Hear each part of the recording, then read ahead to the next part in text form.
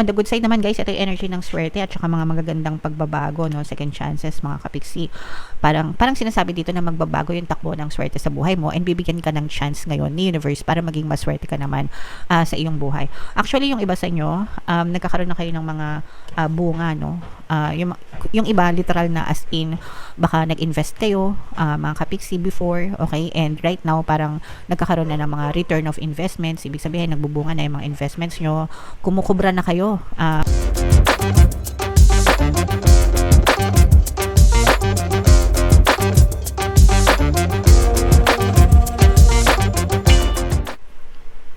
Hello guys, hello Taurus, welcome back to Pinay Pixie Tarot. Ang pamagat ng episode natin for tonight is Money Money Come to Me. Ito yung ating money kapalaran guys para ngayong March para sa Taurus, Sun, Moon, Rising, Sign, and Venus. So unahin natin itong deck na to guys. Tingnan natin yung mga money manifesting techniques para sa inyo.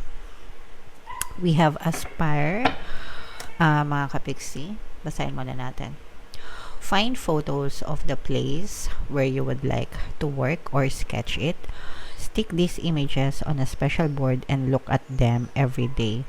Draw the business card that you hope to have one day and pin that on the board too.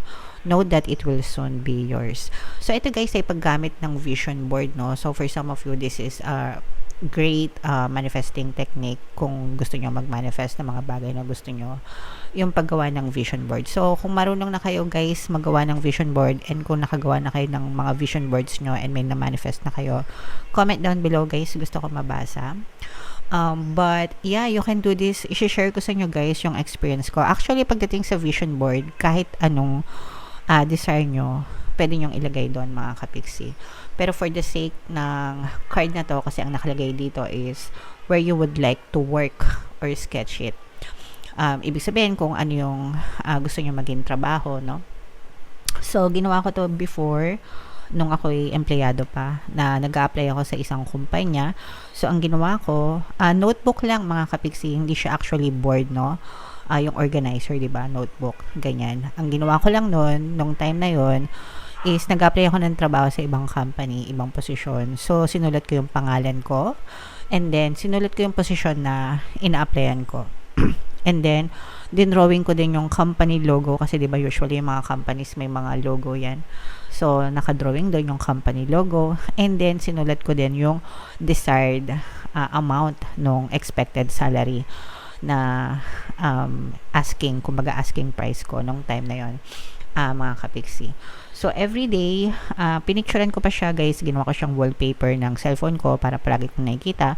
Tapos, kapag idle time ko, ganyan, binubuksan ko lang yung notebook ko. Tapos, hinihimas-himas ko lang yung sinulat ko na ganyan. Tapos, syempre, nag-apply ako.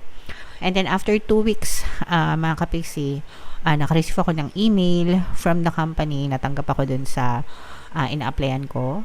And yung position, ganon-ganon. And of course, yung salary actually mas malaki pa.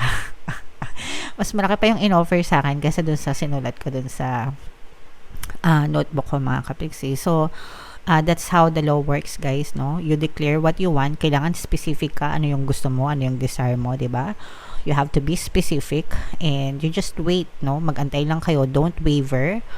And then habang inaantay nyo, imagine sa pakiramdam nyo, what would you see, what would you feel, what would you hear, no? Kapag natanggap na kayo or nakuha nyo na yung desire nyo, okay? So, ganun yung paggawa ng vision board kung may mga trabaho kayo or kahit ano guys. Ikukwento ko na rin, although nakwento ko na, pero sa mga hindi pa nakakaalam, yung story ni Supergirl. Kung napanood yung Flash na movie, mga kapiksi, yung pinaka-last, merong character doon, si Supergirl. So, yung artista na gumanap doon, gumawa siya ng vision board niya. Napanood ko isang interview niya. Gumawa siya ng vision board niya. And sa vision board niya, ang nakalagay is picture ni Wonder Woman. Okay? Pero ang intention niya is makaganap ng superhero sa isang pelikula. Okay? So, si universe, syempre, minumove ni universe yung mga tao, bagay, sitwasyon para mapunta sa'yo yung desire mo. So, ang kinalabasan is naging Supergirl siya. So, not exactly na Wonder Woman, pero ang intention niya kasi is maging superhero sa isang pelikula. Kaya siya naging si Supergirl. Okay? So that's how manifestation works, guys. Super easy, no? Kaya basta naniniwala lang kayo, guys. You can be, do, and have anything that you want. And kahit anong technique pwede nyong gamitin.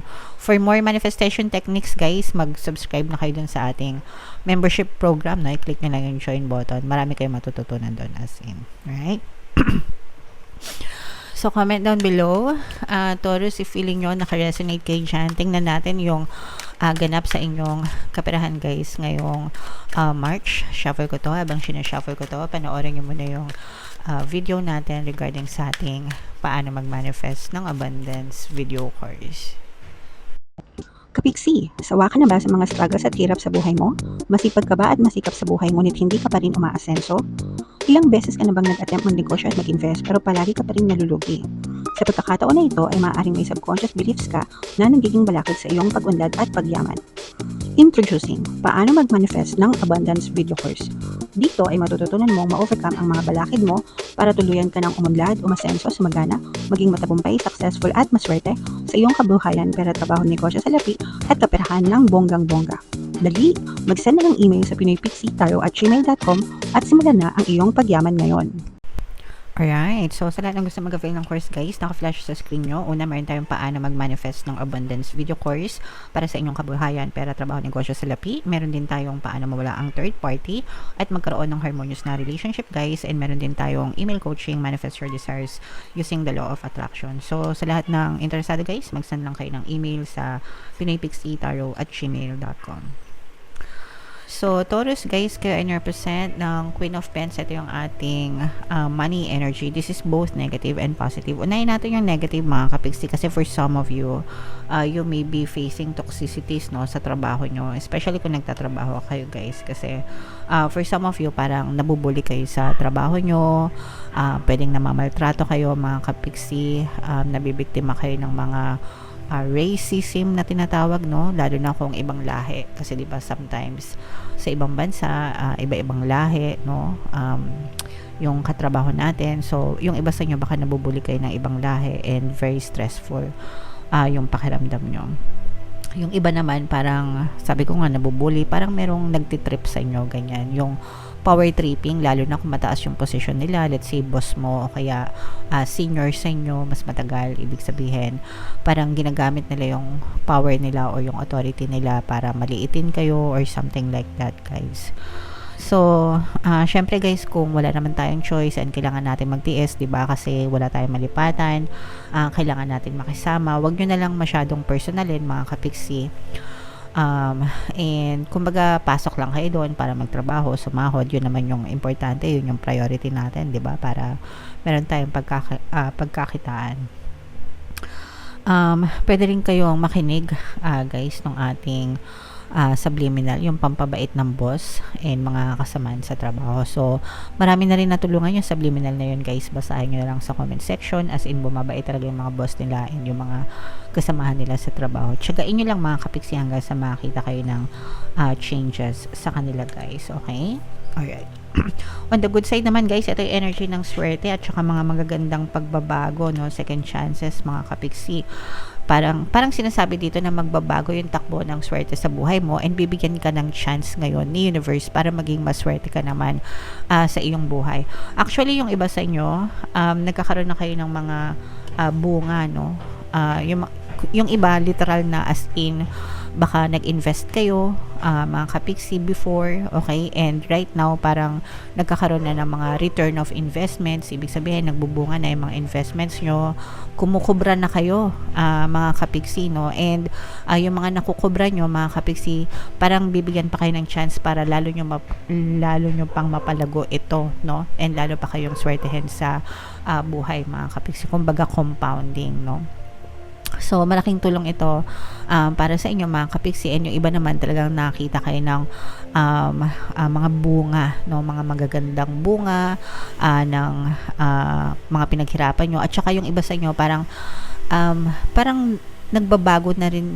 nagbabago kayo, as in yung takbo ng buhay nyo gumagaan, umaasenso, umuunlad, sumaswerte yan. So i-mind nyo na to lahat guys sa comment section. Napakagandang combo nito guys. Mine, swerte, good luck, good fortune, magagandang pagbabago, second chances, yan mga return of investments, as in tagsibol, tag-ani, tag-harvest, yan. Lahat na guys, super ganda talaga nitong combo na to, Taurus, as in. Okay, so i-mind nyo na yan guys lahat sa comment section. Super ganda ng energy mga kapiksi. So what else guys? Tingnan pa natin.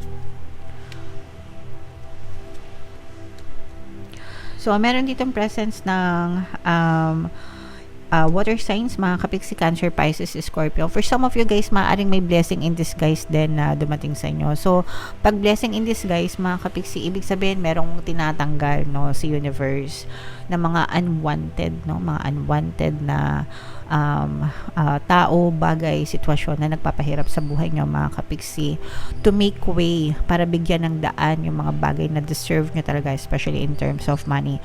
Sometimes nangyayari yon, let's say for example, kunwari bigla kang mawawalan ng trabaho, pero meron kang sisimulan na bagong negosyo, and then yung negosyo na yon, mas malaki pa yung magiging kapalit kasi dun sa nawalan ng trabaho. O kaya naman malilipat ka ng department, ganyan, mawawala yung mga dating katrabaho mo, pero paglipat mo ng department, mas maganda yung nag-aantay sa'yo. So yung mga ganong klaseng blessings in disguise, okay?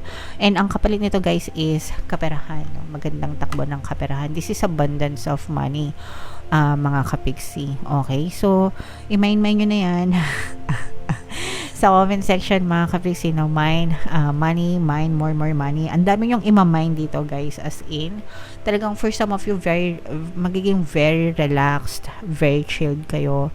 Parang masaya naman yung, kumbaga masaya yung puso nyo, Taurus, sa takbo ng pamumuhay mo, especially pagdating sa kaperahan, kasi yung iba sa inyo talagang hindi naman kayo masyadong namomroblema, but instead talagang magaan yung pasok ng kaperahan sa inyo, mga kapiksi. So super swerte talaga kayo guys pagdating sa pera.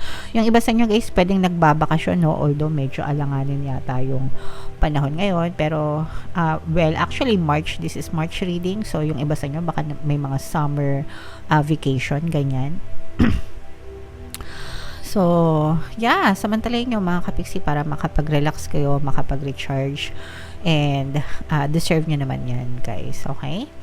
Alright. So, comment down below, Taurus, if feeling nyo naka-resonate kayo dyan, and for more tarot readings, guys, ito yung playlist nyo, ito naman yung ating success stories ng paano mag-manifest ng abundance video cards. Click here to subscribe, and ito yung ating mga pampaswerte subliminals. Thank you for liking, sharing, and subscribing. See you again next time. I love you all, mga kapiksi. Have a nice day. Bye-bye.